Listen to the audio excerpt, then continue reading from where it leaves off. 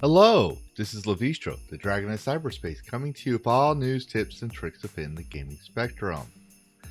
And it's kind of nice when gamers vote with their wallets. It's also kind of nice when gamers speak out against the bullshit that happens and posers come into our community. But it doesn't mean that freedom of speech and freedom of expression comes without a price. And we must be ever vigilant in defending our beloved games from said price.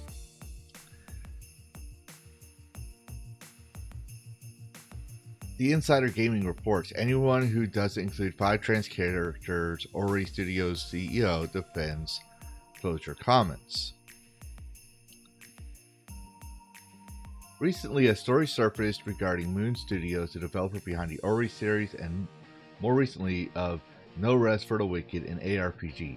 It was revealed that the studio CEO has taken to Discord to plead for positive reviews for the team's latest game, stressing that negative reviews and review bombing could lead to a studio shutdown. And yes, we've seen this happen. We've seen gamers, like for example, the Kershi incident, where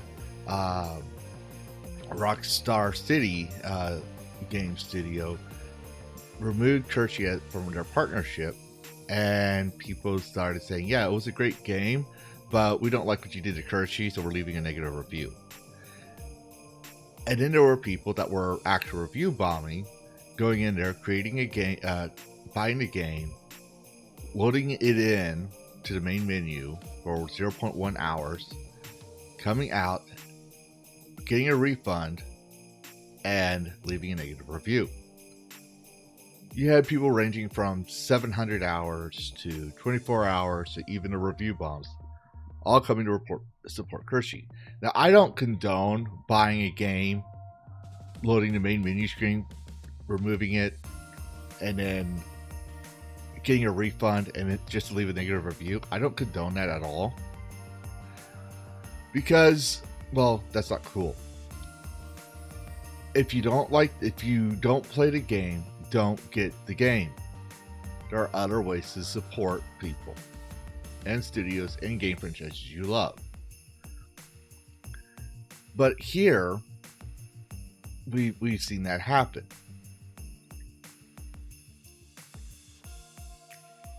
And if you have the game that we're going to be discussing, please leave a positive review if you like the game, if you think the game is good.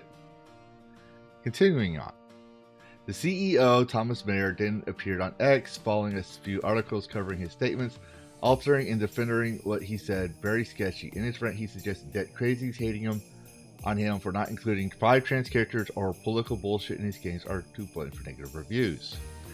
And yes, we are fighting a culture war. Now, I don't try to cover the culture war a lot per se, because it's time to move on.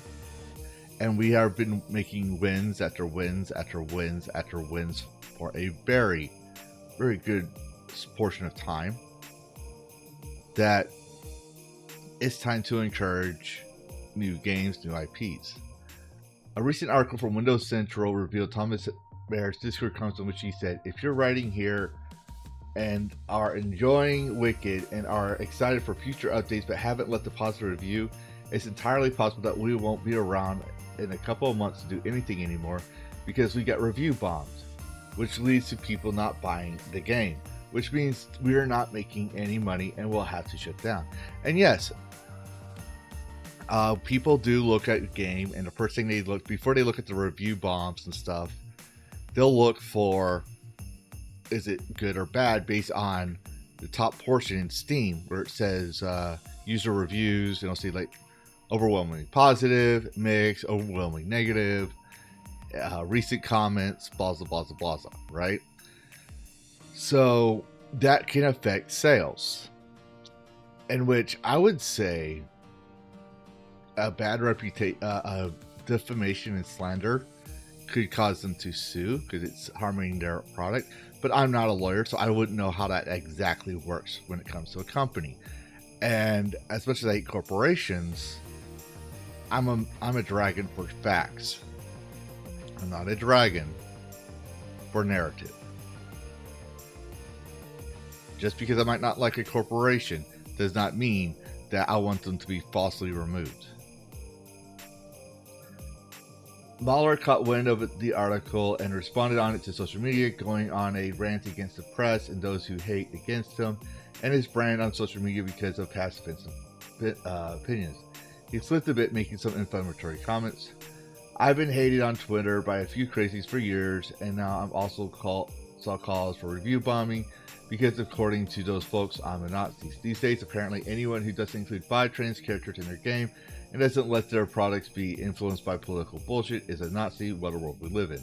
When the Russian-Ukraine war broke out and I replied on Twitter saying that Moon Studios wouldn't be taking a public stance because we're a video game company, not a journalist outlet, the next day was a threat letter with a picture of Putin was taped to my office door, full of insults from top to bottom.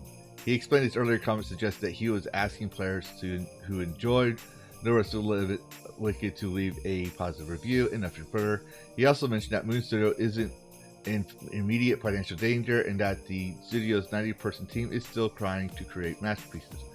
For the record, No Rest of the Wicked was rated mostly positive from 34K reviews at the time of publishing, so it's not as though the game was in a dire spot. And I'm going to say, full disclosure, Insider Gaming has at times shown some woke leanings. I will say, in my opinion, and this is trying to downplay his comments. But I decided I was going to look this up. And here we have No Rest for the Wicked. Alright. Zoom it in. And yes, if you look at it, 38K, mostly positive. Recent reviews, very positive. Release date April 18th, 2024, so last year. But let's go down. I want you to look at here. May 1st, 647 negative reviews. Probably around the time of the comments. Review bomb. And then you see skyrocketing reviews. So let's go look at some of the comments. Review type. Oh, okay. So we got good stuff all. Recommended 184.5 hours on the record, 142 at review of this title. I've played this game since its initial release on Steam Deck. Even in its unoptimized state, I couldn't put it down. With the Crucible and now Breach update, the game has gotten even better. Once you play the game, you'll see why it's taking so long. The amount of artistry being put in the game is just incredible. Let Moon Studios cook. When the game launches into 1.0, it's going to be something special. I hope this helps. I hate writing reviews. So he responded to the call for writing reviews. As you can see, he has played the game. 15 hours. So about the recent negative reviews. In the last major update Into the Breach, they made significant changes to the game. They improved performance, they added content and rebalancing most everything. The vast majority of these reviews are saying the game suffers from increased difficulty. They are right, it is more difficult than before, but the update just came out and the devs haven't had a chance to incorporate player feedback. This game does so much right. I think the reviews gives an unfair representation of how good of a game it is. It's an early access game and it'll have changes throughout the development, but the game is a gem in the making. Under 95 hours. I simply have fallen in love with this game. The design of the environment is top notch, and exploring the couple of areas currently available in the early access has given the game so much replayability. I spent 150 hours in the game, and I'm still finding small secrets in the environment. The different regions are interconnected on the most creative ways. The current early access love build is only a fraction of the size this game will grow into. It could be more worth the price tag. I highly recommend anyone to give this game a try if they are at all curious. 46 hours. Okay, I just had to leave this review for this one. I'll start off by saying I was really struggling in this game before a recent hotfix, but now I'm having an amazing time. This game is an absolute joy to play. 44 hours. This game suffers from the biggest lack of quality of life feature I've played in 30 years plus gaming. I love the art, the style, the story, the degree. Okay. You've got a lot of clown emojis. 271 hours. One of the greatest art directions of all time in the main game is top tier. This is a must own. 26 hours. A unique Souls-like game. Just tried to breach patch. 10 hours. So it looks like they haven't even played that long. 10 hours. So, yeah. Now, I haven't decided yet, but I'm thinking I might do a Levistra Plays daytime stream just to test No Rest for the Wicked. I haven't decided yet, but there's a EULA, No Rest for the Wicked EULA. So let's go ahead and look at that real quick.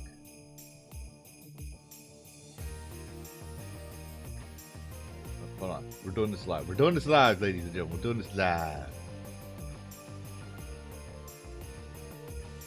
Okay, terms of service, user rules, mandatory arbitration, age restriction, your account. I'm looking for certain things while we're on. Your personal non-commercial use subject to the terms of the agreement. Regrets your limited, non-exclusive, non-transferable, non-subsidized, or recoverable license to access end-user services, include virtual items in your account for your personal non-commercial enjoyment. This license is personal to you and does not give you any ownership rights to the services, virtual items, or your account. So you don't own your account. Okay. That I don't like too much.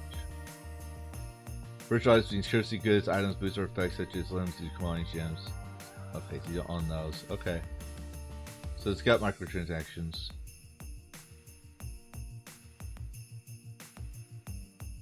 User-generated content, visual communications that users create, distribute all services.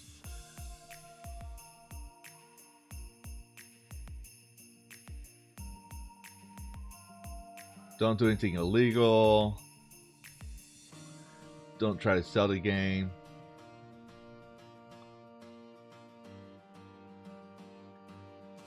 Don't do copyright infringement. So very basic, still pretty decent. Long as fuck though.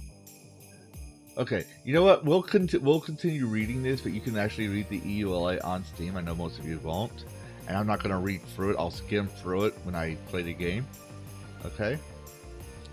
But I'm actually thinking about getting the game and testing for myself or, my viewers. But yeah, so it seems like the fans have come by and the games have come by and supported the game.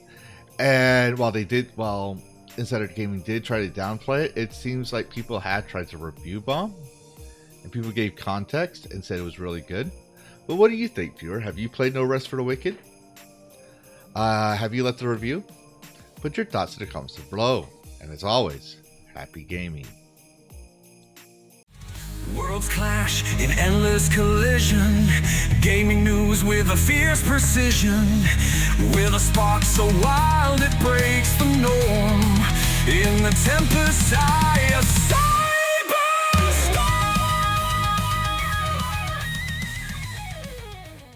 reclaim gaming and dragon cast. Fire breathing wide, screaming loud. Levistro's here to shake the crowd.